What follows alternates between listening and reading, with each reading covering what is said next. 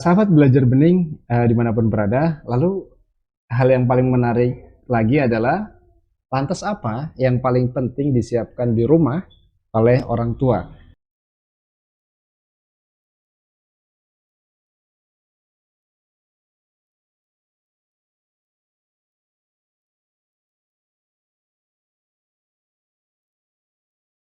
Assalamualaikum warahmatullahi wabarakatuh. Waalaikumsalam. Alhamdulillah, salatu wassalamu ala rasulillah, amma ba'du. Ayah bunda, dimanapun berada, sahabat belajar bening yang berbahagia, hari ini saya Muhammad Akmal Rosyadi, guru bahasa Indonesia dan guru bahasa Inggris di Sekolah Lanjutan Sekolah Bening Indonesia, sedang bersama dengan Ibu Dr. Sumarti yang merupakan Kepala Pengembangan Literasi di Sekolah Bening Indonesia. Sahabat belajar bening, dimanapun berada, hari ini kita memiliki topik yang begitu asyik dan menarik untuk diulik. Topik itu adalah apakah anak Anda sudah siap bersekolah? Nah, apa yang perlu disiapkan sebelum anak-anak Anda bersekolah? Kita akan tanyakan langsung pada Ibu Marti yang merupakan Kepala Bidang Pengembangan Literasi Yayasan Bening Indonesia. Ibu Marti, selamat pagi. Selamat pagi. Bagaimana kabarnya Ibu? Alhamdulillah. Alhamdulillah sehat. Makasih Pak Akmal. Ibu, melalui topik ini saya pribadi dan sahabat belajar bening ingin bertanya nih Ibu. Apa sih sebetulnya yang harus disiapkan sebelum siap bersekolah bagi anak-anak ini Ibu? Ya, oke. Terima kasih Pak Akmal. Jadi sebenarnya gini, bagi anak-anak itu, sekolah itu adalah lingkaran kedua setelah keluarga. Nah, di mana anak-anak itu tidak lagi ada ayah dan ibunya, dan itu adalah orang lain jadinya ya, dalam hal ini adalah guru. Nah, terus kemudian juga teman-temannya itu kan juga teman-teman yang baru, yang juga dengan aturan-aturan yang baru.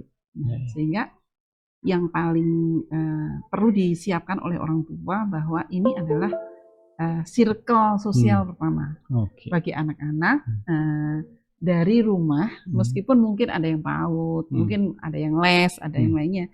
Tapi ketika di SD, ya itu kan berbeda ya suasananya dengan di PAUD ya. Ada aturan yang lebih terstruktur gitu ya. Terus kemudian juga ada jam-jam yang harus dilalui gitu. Nah, sehingga memang anak-anak tidak mendapatkan lagi bantuan yang lebih besar sebagaimana di PAUD. Nah, sehingga kalau selama ini kan seringnya yang penting bisa baca tulis hitung udah selesai gitu kan ya. Ternyata nggak sesederhana itu. Justru saat ini yang paling banyak terjadi ya di kami di sekolah bening dan juga di beberapa sekolah yang ada di SD itu biasanya anak nangis, terus kemudian anak merasa dibully gitu ya. Karena bisa jadi itu bukan bullying, tapi hanya kata-katanya misalnya tinggi yang tidak biasa. Gitu. Atau juga mendapatkan guru yang mungkin kalau di PAUD gitu ya, oh ya kamu baik, kamu enggak. Ketika di sini kan lebih tegas. Maka sebenarnya hal yang paling utama itu adalah bagaimana anak-anak itu mandiri. Mandiri. Iya, terutama dia bisa menolong dirinya sendiri. Saya nggak dikit-dikit, aku nggak bisa gitu ya. Nah, terus kemudian juga kemampuan dia bertanya. Jadi misalnya kan kalau dulu mungkin hanya lingkungannya kecil ya. Kalau TK paling ada kelompok bermain, TKA, TKB. Nah, sekarang SD itu ada 6 kelas minimal. Nah, tentunya lebih banyak tuh. Guru-gurunya lebih banyak, sekolahnya lebih besar, teman-temannya lebih banyak. Dan itu kan dia akan mengenal dengan berbagai macam cara ya. Dan juga mungkin dulu belum seragam, terus sekarang ada seragam, itu juga ada perbedaan. Itu sih kurang lebihnya. Terima kasih Ibu Marti. Dari pertanyaan tadi kita bisa menyimpulkan secara singkat bahwa pertama poin yang perlu diperhatikan itu bahwa calistung atau sebagaimana mitos yang biasa orang tua pahami bahwa saat anak bisa calistung atau membaca, menulis dan berhitung itu berarti mereka sudah siap masuk bersekolah, itu ternyata sedikit kurang tepat karena tadi ada poin penting yang lain yang bisa kita garis bawahi bahwa anak-anak pun juga harus disiapkan kemandiriannya agar mereka tidak mengalami masalah yang berarti saat mereka masuk bersekolah. Oke, Ibu, kita lanjut ke topik yang kedua. Topik yang kedua ini tak kalah menarik nih dari topik yang pertama, sahabat belajar bening. Kita akan mengulik lebih dalam apakah anak yang bisa baca tulis hitung itu sudah pasti siap bersekolah atau justru ada poin-poin lain yang perlu juga diperhatikan. Oke, kita akan langsung bertanya. Ibu Marti, sebenarnya benar atau tidak sih mitos yang mengatakan bahwa anak yang sudah bisa calistung ini mereka siap bersekolah, sudah pasti siap bersekolah, atau itu tidak sepenuhnya betul, Ibu? Yang harus kita dudukkan dulu bahwa membaca itu bukan sesuatu yang tiba-tiba, tapi merupakan proses. Nah, proses yang pertama itu justru dari proses menyimak. Nah, kalau kita lihat ya nanti di kelas, membaca itu kan urusannya hanya dengan pelajaran. Sedangkan sehari-hari ya misalnya aturan kelas, terus kemudian dia diajak berbicara dengan temennya, itu kan bahasa lisan ya Pak Akmal ya. Betul. Maka kalaulah misalnya ada 1 sampai 10 aktivitas keberbahasaan yang ada di SD, itu paling membaca itu nggak lebih dari 1 atau 2. Nah, jadi selama ini kita seringkali kita khawatir yang sedikit ini, tapi kita menghilangkan yang 80%-nya. Gitu lah. Nah, yang 80%-nya itu apa? Kemampuan dia bertutur, kemampuan dia untuk memahami pesan-pesan lisan, iya kan? Kalau misalnya orang bertanya itu jawabnya bagaimana, gitu kan? Untuk memahami bahwa masing-masing orang itu punya tone suara yang berbeda. Nah, itu yang disebut phonemic awareness gitu ya. Nah, itu yang justru harusnya itu mendapatkan porsi yang lebih besar. Gitu. Nah, jadi kami di Bening ya itu untuk bisa masuk ke SD Bening itu tidak harus lancar membaca. Tapi kita akan memberikan dorongan kepada anak-anak itu karena membaca ini keterampilan jangka panjang, Pak. Jadi kalau misalnya kita paksakan ya untuk membaca dalam waktu cepat, tapi setelah itu nggak suka baca, nah itu yang harus kita hindari. Gitu ya. Nah, kami juga ada model yang sudah kita kembangkan di Bening ini, JPI Phonic ya, yang sudah terbukti sudah dari sekitar 15 tahun yang lalu ya, yang memang memberikan anak-anak itu bukan bisa baca, tapi cinta membaca.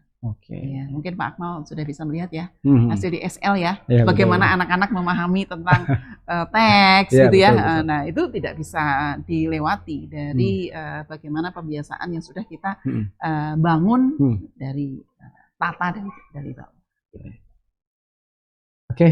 Terima kasih Bu Marti atas jawabannya.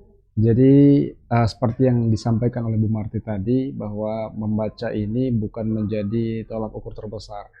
Ia hanya mengambil 20% porsi sehingga saya kira pernyataan mereka yang sudah bisa calistung kemudian berarti siap bersekolah itu tidak benar-benar ya Bu Marti. Bahkan kalau dari 5 tahun yang lalu ya, ketika saya tanya kepada guru-guru SD, itu sebagian besar enggak, bukan itu.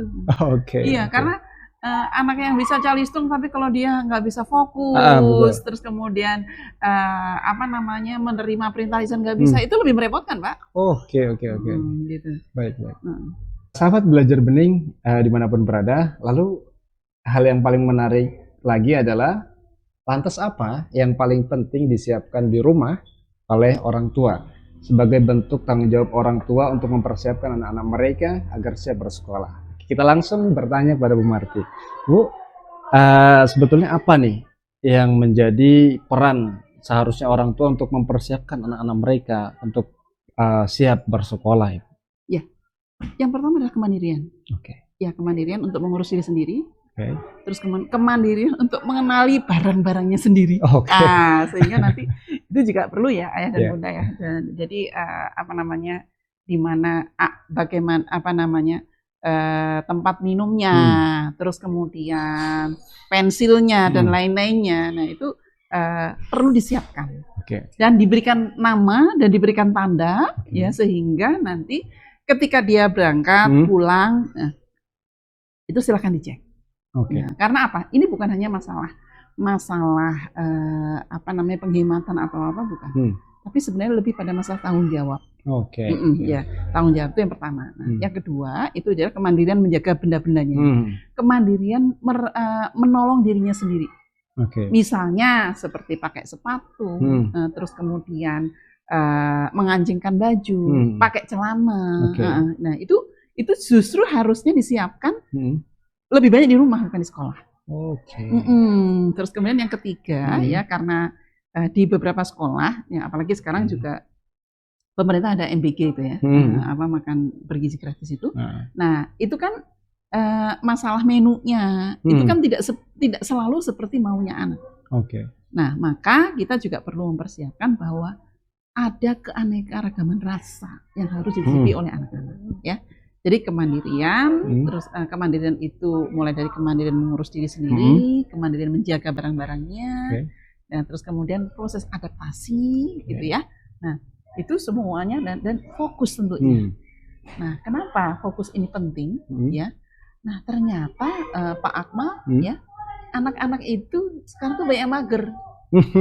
Karena kebanyakan nge-game, kebanyakan scrolling gitu kan. Nah sehingga ya sekolah itu karena wah sekarang nggak boleh bawa handphone. Nah dia akhirnya agak sulit dikendalikan. Maka ayah bunda dan sahabat belajar benih ya, itu perlu itu anak-anak diajak nongkrong di mana gitu ya, di guling-guling di lapangan gitu, biar dia ototnya kuat gitu. Nah sehingga itu juga bisa menjadikan lebih bermakna dibanding hanya sekedar baca tulis hitung.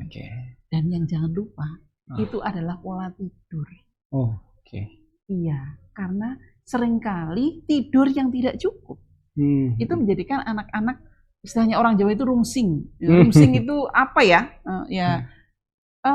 Nggak tenang. Nah itu ya. Kurang fokus begitu. Ya betul. Oke. Ya, jadi bagaimana nih agar ayah bunda dan sahabat bening tahu lebih banyak? Mungkin Pak Akmal punya saran.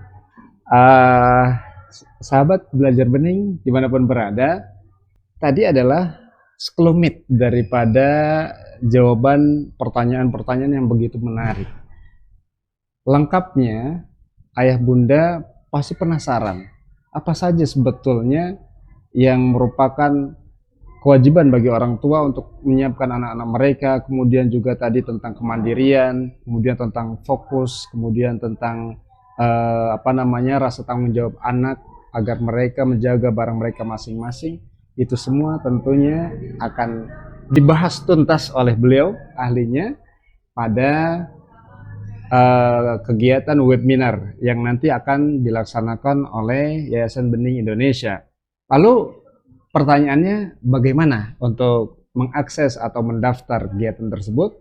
Maka dengan klik tautan di bawah ini untuk mendaftar webinar kami. Semoga apa yang nanti akan dibahas dan dibahas tuntas oleh Ibu Sumarti bisa memberikan bekal dan pengetahuan untuk kita semua, untuk saya pribadi dan untuk semuanya, demi mencerdaskan generasi bangsa Bumi Pertiwi Indonesia. Saya Muhammad Akmal Rosyadi pamit undur diri. Terima kasih Ibu Dr. Sumarti. Terima kasih juga Pak Akmal. Dan terima kasih juga untuk sahabat Bening Indonesia dimanapun berada yang sudah mendengarkan dan menyimak. Semoga semuanya dijaga oleh Allah. Akhirul kalam. Wassalamualaikum warahmatullahi wabarakatuh. Waalaikumsalam warahmatullahi wabarakatuh.